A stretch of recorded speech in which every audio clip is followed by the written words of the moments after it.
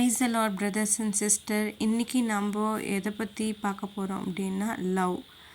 Jesus நம்ம மேலே எவ்வளோ லவ் வச்சுருக்காரு அப்படின்றத நாம் தெரிஞ்சுக்கணும். ஏசப்பா நம்மளை நேசிக்கிறார். ஈவன் நம்ம பாவிகளாக இருக்கும்போதும் நம்மளை நேசிக்கிறார். நாம் அவரை விட்டு விலகும் போதும் நம்மளை கைவிடாமல் பாதுகாத்து வருகிறார். இதன் மூலியமாகவும் அவர் நம்ம மீது எவ்வளோ அன்பு வச்சுருக்காரு அப்படின்றது தெரியுது. நாம் தவறுகள் செய்யும்போதும் நம்ம மன்னித்து ஏற்றுக்கொள்கிறார். நாம் சரியாயிடுவோம் அப்படின்னு நம்ம மேலே உள்ள நம்பிக்கை ப்ளஸ் நம்ம மேலே உள்ள அன்பு தான். அதை விடவும் ரொம்ப பெரிய விஷயம், நம்மளோட பாவங்களை போக்க அவர் மரித்தார்.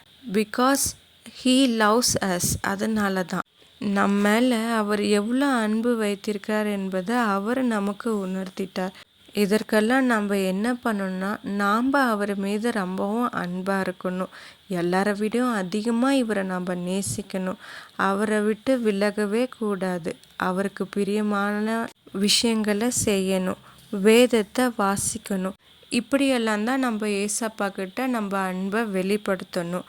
அவர் நம்ம மீது வைத்திருக்க அன்பு போல் மற்றவர் மீது நம்ம அன்பாக இருக்கணும். அதுவும் அவரை சந்தோஷப்படுத்தும். நாம் தவறுகள் பண்ணாமல் அவரிடம் நம்மளை ஒப்பு கொடுத்து அவருக்கு பிரியமானதை செய்து நாம் அவர் மீது அன்பாக இருக்கணும்.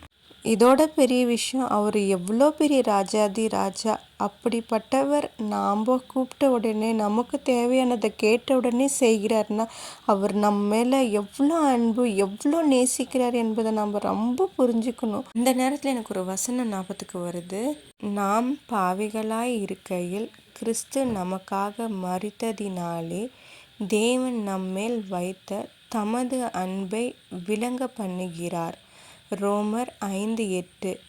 But God proves His love for us in this, while we were still sinners, Christ died for us. Romans 5:8. So brothers and sisters, ஏசப்பா நம்மளை நேசிக்கிறார்.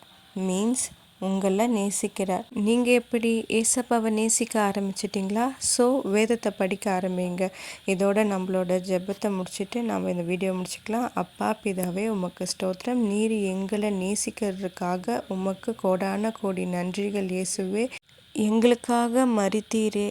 உன் மீது நாங்கள் எப்பயுமே அன்பாக இருக்கணும், உங்களை நேசிக்கணும். நீங்களும் எப்பயுமே எங்கள் மீது பாசமாக இருக்கணும். எப்போவும் நீங்களும் எங்களை நேசிக்கணும். ஏசு கிறிஸ்து நாமத்திலே ஜெபிக்கிறோம் நல்ல பிதாவே, ஆமேன். ஓகே பிரதர்ஸ் அண்ட் சிஸ்டர், நம்ம அடுத்த வீடியோவில் பார்க்கலாம். இதோட நம்ம வீடியோ முடிச்சுக்கலாம். Subscribe my channel.